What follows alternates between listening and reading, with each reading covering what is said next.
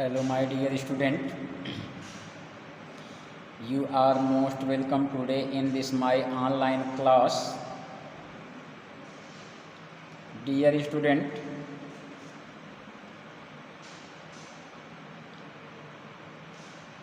today we have to read class 11 English prose chapter 3rd Discovering Truth.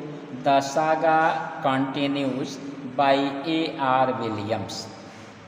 Dear student, before it we have read class 11 English supplementary or snapshot short story chapter 2nd The Address, and now today for class 11 English prose chapter 3rd The Discovering Truth.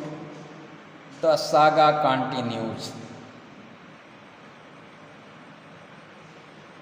Dear student, before reading anything, please come to chapter Discovering खोज टूट की खोज. The saga continues name है. Written by A.R. Williams. Come to about the author, and after then we have to know about summary, the whole summary. A.R. Williams has been a specialist in science and cultural heritage.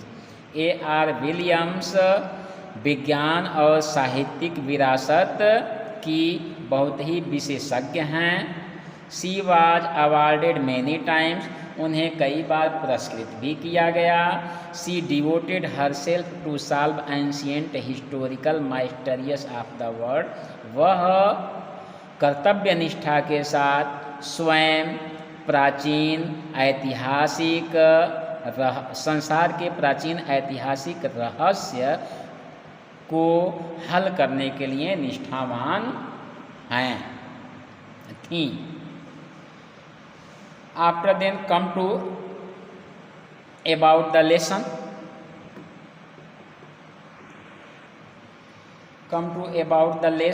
Once upon a time,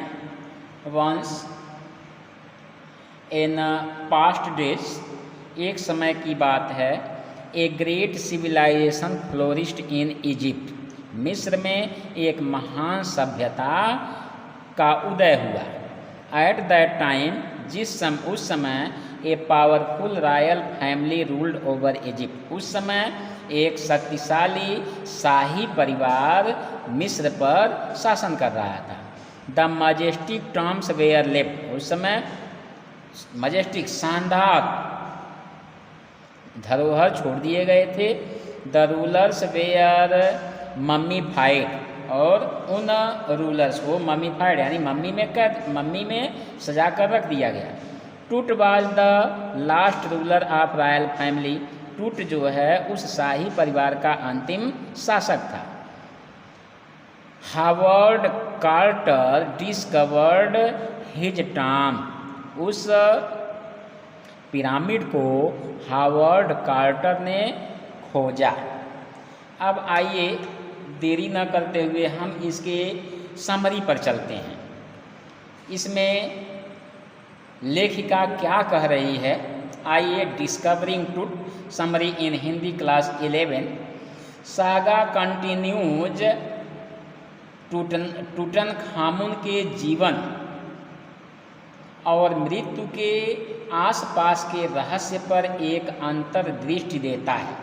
यानी saga continues Tutankhamun के जीवन और मृत्यु के आसपास के रहस्य पर एक परिचय देता है, जो शक्तिशाली फिरौन वंश के अंतिम किशोर शासक थे.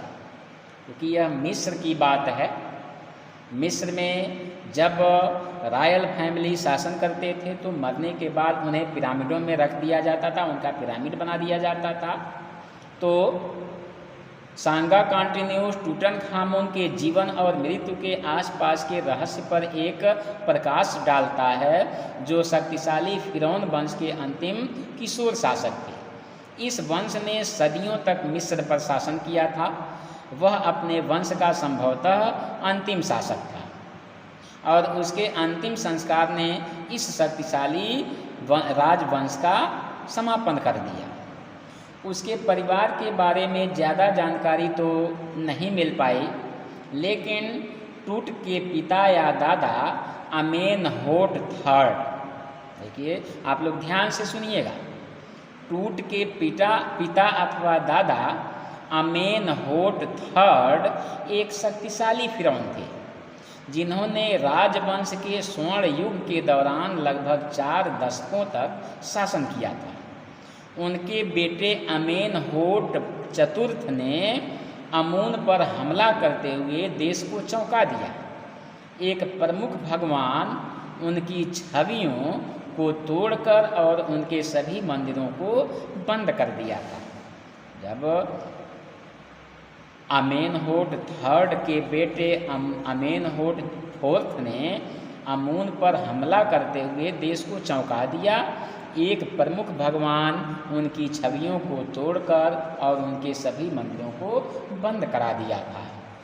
उन्होंने अपना नाम अखेनाटेन में बदल दिया और एटन या सूर्य डिस्क की पूजा को बढ़ावा दिया। उनकी मृत्यु के पश्चात एक रहस्यमय शासक इसमेन खेकर, उनकी मृत्यु के बाद एक रहस्यमय राजा, एक रहस्यमय शासक समेन खेकर संक्षिप्त रूप से प्रकट हुआ और बिना कोई सिंबल छोड़े, बिना कोई निशानी छोड़े बाहर निकल गया। जब टूट ने पदभार संभाला तो उन्होंने अपना नाम तुतनखतेन से बदलकर तुतुनखामुन रख लिया। देखिए ध्यान से सुनिएगा, जब टूट ने अपना पदभार संभाला तो उसने अपना नाम तुतनखतेन से बदलकर तुतुनखामुन रख लिया और पुराने रिवाज फिर से शुरू कर दिए। हालांकि टट ने 9 साल तक शासन किया और फिर रहस्यमय और अप्रत्याशित रूप से मृत्यु प्राप्त की। अपने मृत्यु के रहस्य को उजागर करने के लिए राजा टट की मम्मी को 1000 वर्षों के बाद स्कैन किया गया। इस प्रकार उसकी मृत्यु के कारण के बारे में नई धारणाएं प्राप्त की गई। 1922 की बात है। 1922 में हावर्ड कार्टर, 1922 में हावर्ड कार्टर द्वारा उनके मकबरे की खोज की गई। देखिए टॉम मीन्स मकबरा होता है, टॉम्ब मकबरा। 1922 की बात है। हावर्ड कार्टर द्वारा उनके मकबरे की खोज की गई थी, जो ताबूत की मम्मी को ताबूत से निकालने के लिए सभी प्रकार के साधनों का उपयोग कर चुके थे। हालांकि टट के 100 को वहाँ से निकालना काफ़ी मुश्किल हो गया था, क्योंकि वह ताबूत से बिल्कुल चिपक गया था। किसी भी डेड बॉडी को अगर किसी ताबूत में रखेंगे और काफ़ी दिन तक रख दिया जाए तो वह डेड बॉडी ताबूत में बिल्कुल फिक्स हो जाएगी, ताबूत में बिल्कुल क्लिंग हो जाएगी, चिपक जाएगी। तो फिर उस डेड बॉडी को उस ताबूत से बाहर निकलना आसान काम नहीं होगा। कार्टर को आखिरकार मम्मी को छेना पड़ा और कोई दूसरा विकल्प नहीं था। उसके शरीर के हर प्रमुख जोड़ को तोड़ा गया। 1968 में शरीर रचना विज्ञान के प्रोफेसर ने मम्मी का एक्सरे किया और बताया कि टूट के स्तन और सामने की पसलियाँ क्या थीं, बिल्कुल गायब हो चुकी थी, समाप्त हो चुकी थी। उसके शरीर में स्तन यानी जो सीना होता है और पसली जो सीने की हड्डी होती है वह बिल्कुल गायब थी। बिना तकनीकी सटीकता के ऐसा रहस्य उद्घाटन संभव नहीं था। यह तथ्य हमें एक संकेत देता है कि टट की प्राकृतिक मौत नहीं हुई। टट की मम्मी को 2005 में मिस्र के सुप्रीम काउंसिल ऑफ एंटिक्स के महासचिव जही हवास की देखरेख में स्कैन किया गया। कंप्यूटेड टोमोग्राफी स्कैन टूट की रहस्यमय मौत को हल नहीं कर सका, लेकिन हमें निश्चित रूप से सुराग मिल गए। यह सबक प्राचीन मिस्र की संस्कृति के बारे में व्यापक जागरूकता भी प्रदान करता है। प्राचीन मिस्र वासियों का मानना था कि मृत्यु के बाद जीवन था।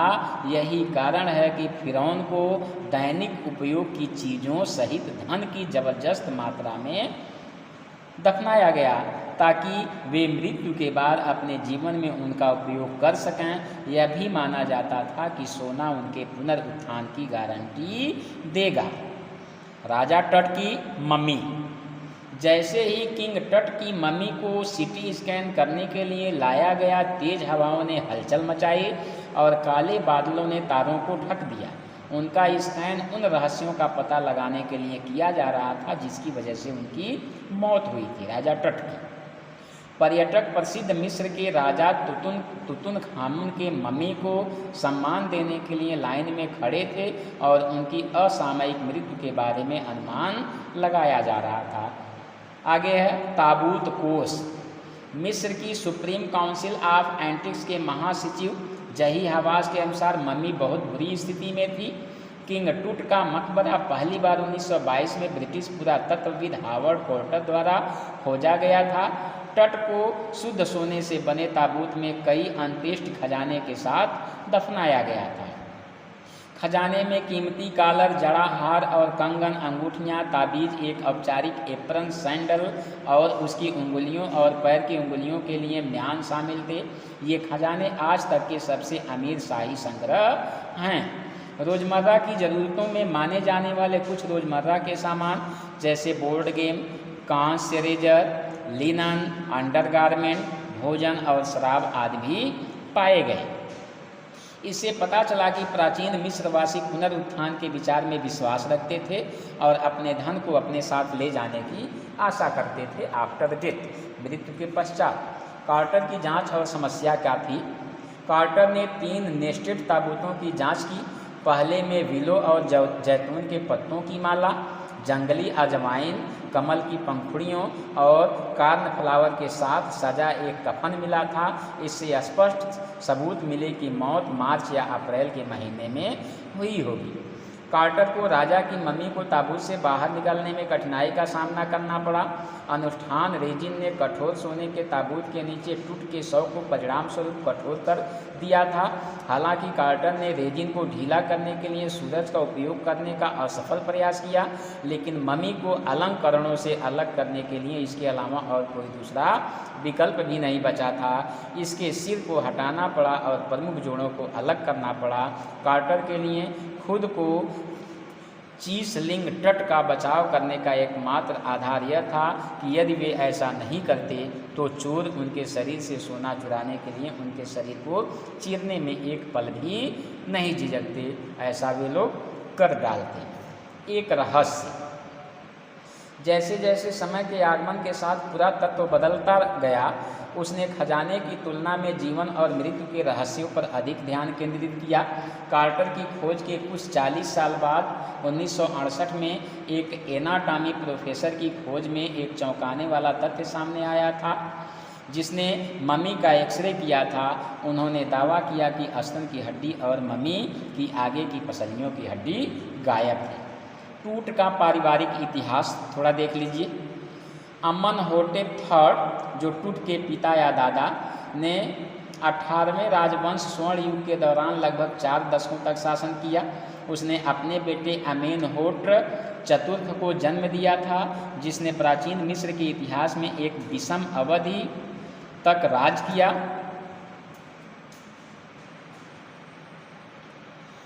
उसने कुछ कठोर और अप्रिय परिवर्तन किए। उन्होंने एटेन सन डिस्क की पूजा को बढ़ावा दिया और अपना नाम बदलकर अखातेन कर लिया। उन्होंने धार्मिक राजधानी को नए शहर अखेते में स्थानांतरित कर दिया। उसने कुछ कठोर अप्रिय परिवर्तन किए। उन्होंने एक प्रमुख देवता अमून की छवियों और मंदिरों को नष्ट कर दिया। उनके निधन के बाद इसमेखकेरे नाम के एक शासक ने कुछ समय के लिए शासन किया। अंत में टूटन खतेन, बाद में इसका नाम बदलकर जो तुतुन खामुन कर दिया गया, ने गद्दी संभाली और अपने पूर्ववर्तियों द्वारा नष्ट किए गए पुराने रीति रिवाजों को वापस से लागू कर दिया। उन्होंने लगभग 9 वर्षों तक शासन किया। राजा टट की मृत्यु। टुटुनखमुन या किंग टुट के रूप में वह आज भी व्यापक रूप से जाना जाता है। एक किशोर फिरौन प्राचीन मिस्र के राजा के रूप में मृत्यु हो गई और सोने से लदे हुए थे। वह उन शासकों के परिवार का अंतिम वारिस था जिन्होंने सदियों तक मिस्र पर शासन किया था। उनका अप्रत्याशित निधन एक बड़ी घटना थी और उनकी मृत्यु के कारण अस्पष्ट रहे। 2 सबसे बड़े सवाल अभी भी उनके बारे में अनुत्तरित है। उनकी मृत्यु कैसे हुई और उनकी मृत्यु के समय वह कितने साल की थी। सीटी स्कैन जो हुआ वर्ष 2005 में, उनकी मृत्यु के 3300 से अधिक वर्षों के बाद किंग टट की मम्मी सीटी स्कैन से गुजरने वाली पहली मम्मियों में से एक बनी। जही हवास के नेतृत्व में और एक पोर्टेबल सीटी मशीन के साथ किया गया स्कैन से उनके जीवन और मृत्यु के बारे में नए सुराग मिले। इसने राजा टुट के सटीक फोरेंसिक पुनर्निर्माण के लिए सटीक डेटा प्रदान किया।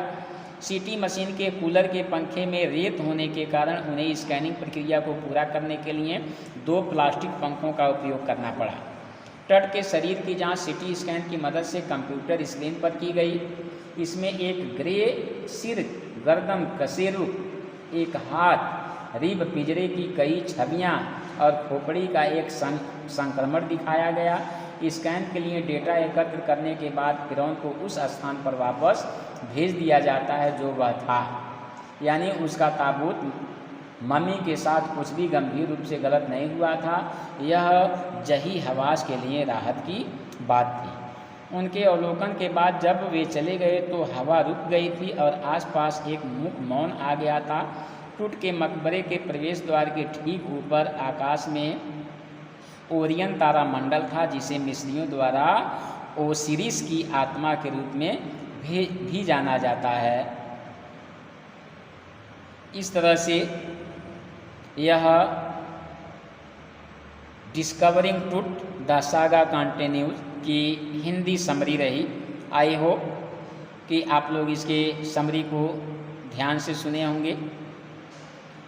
And today it is enough. आज यह पूरा हिंदी का समरी आप लोगों ने देखा।